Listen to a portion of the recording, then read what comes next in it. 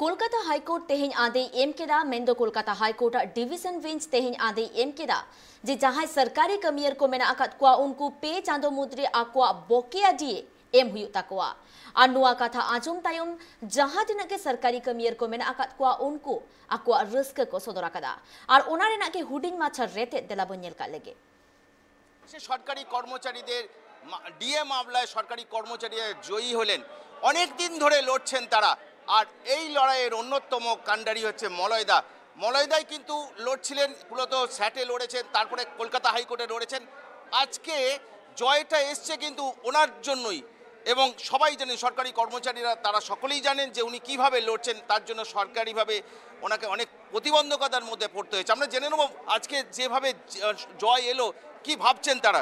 মলয়দা, অবশেষে জয়। হ্যাঁ, এটা সামগ্রিকভাবে কর্মী সমাজের জয়। আমরা লড়াই করেছি confederation of state government employees. 2016 সালে মামলাটা দায়ের করেছিলাম ট্রাইব্যুনালে। 2017 সালের ফেব্রুয়ারি মাসের ট্রাইব্যুনালে আমাদের মামলাটা আমরা হেরে যাই।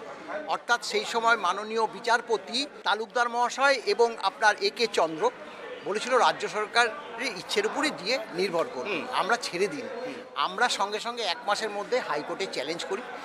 সেই মামলা মাননীয় বিচারপতি প্রধান বিচারপতি নিশিতা মান্তের বেঞ্চ ঘুরে আপনার গিয়েছিল আপনার শেখর ববি সরাব এবং দেবাশিস করগুপ্তের ঘরে। তারা 4 মাস ধরে বিচার বিশ্লেষণ করে বলে দিয়েছিল যে আইনি অধিকার এবং তা দিতে হবে all India consumer price index অনুসারে, এবং স্যাটে তা বিচার করবে, স্যাটই নির্দেশ দেবে। আমরা আবার এসে স্যাটে মামলা ফাইল করি।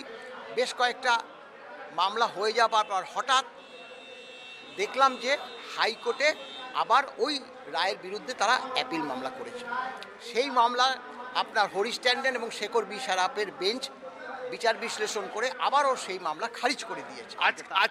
আজকে যেটা হলো, মানে স্যাটের যে রায়টা দেওয়া হয়েছিল সেটাই বহাল রাখলো। একদম 3 মাসের মধ্যে একদম। এটা আমরা খুব আশঙ্কা করছিলাম যে আবার স্যাটে পাঠিয়ে দেয় কিনা। দেখুন, আইনি লড়াই তো প্রচুর খরচা, লেবার, দৌড়োদৌড়ি।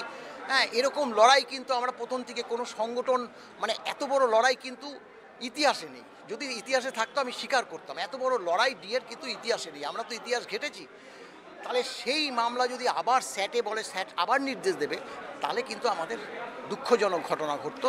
সেটা দেয়নি। 3 মাসের মধ্যে, একদম 3 মাসের মধ্যে ইমপ্লিমেন্ট করার কথা কিন্তু আজকে হাইকোর্ট বলে দিল, এবং তা বললো যেটা মৌলিক অধিকার, এটা all India consumer price index অনুসারে দিতে হবে। অল ইন্ডিয়া কনজিউমার প্রাইস ইন্ডেক্সটা অনেকে বুঝতে পারে না।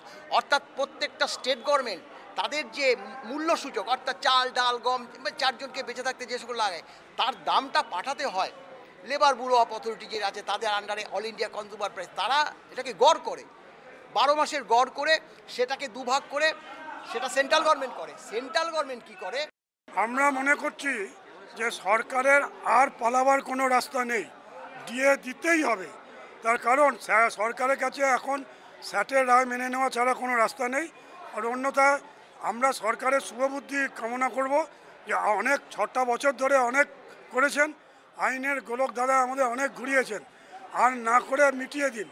যদি এরপরেও সরকার মনে করে আমি সুপ্রিম কোর্টে যাব, তাহলে আমরা প্রস্তুত সেখানেও লড়াই করার জন্য। এবং আমরা খুব ভালো করেই জানি আজকে যে রায় বেরিয়ে গেল, একবার স্যাট হাইকোর্ট আবার যখন আপনার ডিসমিস করে দিল, তাহলে সেক্ষেত্রে সরকারের শুভ ইচ্ছাকে আমরা বলছি জাগ্রত করতে এবং কর্মচারীদের এটা মিটিয়ে দিতে, এটাই আমরা বলতে চাই। 1982 = 100 ধরলে আপনার 6 পে কমিশনের আগে একটা বিরাট টাকা বকেয়া, আর বর্তমানে 34% দিয়ে 31% দিয়ে আমরা পিছিয়ে আছি। অনেক মামলা হয়েছে। সরকার মানে সরকারের কিছু কি আবেদন থাকবে? ধরুন মামলা আপনারা গেছেন স্যাটে, স্যাট এখানে পাঠিয়ে দিয়েছে, আবার স্যাটে গেছে, আবার এসছে, তো এরপর কি আবেদন থাকবে সরকারের কাছে? একটা আবেদন থাকবে যে মানে তারা যদি সুপ্রিম কোর্টে যেতে চায় আবার একটা লিটিগেশন তৈরি হবে, কি আবেদন থাকবে আপনার সরকারের কাছে? আমরা কনফেডারেশন অফ স্টেট গভর্নমেন্ট এমপ্লয়িজের পক্ষ থেকে অত্যন্ত স্পষ্টভাবে বলতে চাই যে আমরা সরকারের বিরোধী নই। আমরা সরকারি কর্মচারী। আজকে মহামান্য আদালত বলেছেন যে সরকারের মেরুদণ্ড। তা মাননীয় মুখ্যমন্ত্রী যে দাবি করেন বিভিন্ন উন্নয়নমূলক কাজে, সেগুলো আমরাই মানুষের কাছে পৌঁছিয়ে দিই, কিন্তু উনি আমাদের শত্রু ভাবছেন।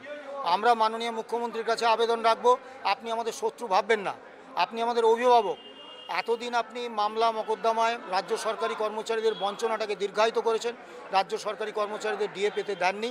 এবার মহামান্য কলকাতা হাইকোর্টের রায় অনুসারে 3 মাসের মধ্যে 2009 সালের জুলাই মাস থেকে কেন্দ্রীয় হারে রাজ্য সরকারি কর্মচারীদের ডিএ দিন। তাতে যে কোনো রকম সহযোগিতা যদি আমাদের সংগঠনের উনি চান, আমরা করতে রাজি। আমরা সরকারের সঙ্গে সহযোগিতা করতে চাই, কিন্তু আমাদের ন্যায্য দাবি, আমাদের ন্যায্য প্রাপ্যটা মিটিয়ে দিতে হবে। অর্থাৎ বুঝতেই পারছেন সরকারি কর্মচারী তারা চাইছেন আর জটিলতা বা আইনি লড়াই নয়, তারা চাইছেন যে তাদের ন্যায্য প্রাপ্য, যেটা কলকাতা হাইকোর্ট যে রায় দিয়েছে সারা সর্বভারতীয় সঙ্গে সমন্বয় রেখে যে তাদের ডিএ প্রাপ্য, সে প্রাপ্য রাজ্য সরকার মিটিয়ে দিক। তারা চাইছেন না নতুন করে বিবাদ হোক, রাজ্য সরকার সুপ্রিম কোর্টে যাক, আইনি লড়াইয়ে লড়ুক, কারণ তারা সরকারের মেরুদণ্ড এবং সরকারের সঙ্গে এক হয়ে কাজ করতে চান তারা। ক্যামেরায় স্বপন রায়ের সঙ্গে রাজীব দত্ত, ট্রাইব টিভি, কলকাতা।